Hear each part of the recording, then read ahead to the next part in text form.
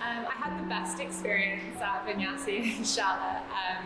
I don't really know how to put it into words. It just was not only learning about yoga, but learning about myself, meditation. I never thought there was so much to yoga. Actually, I practiced asanas for a few years. But there's the philosophy, there's the lifestyle, there's the food, there's everything. And I just feel like it's completely transformed my perception of yoga and also my lifestyle, so I'm really, really grateful.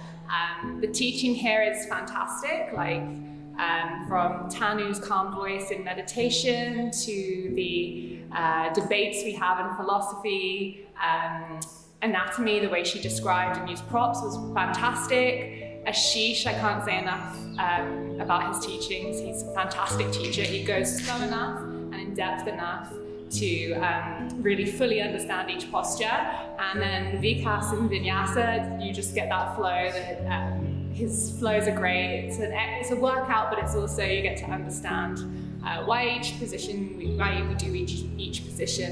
So I'm really, really grateful, as you can tell, and I never wanted the experience to end, so thank you.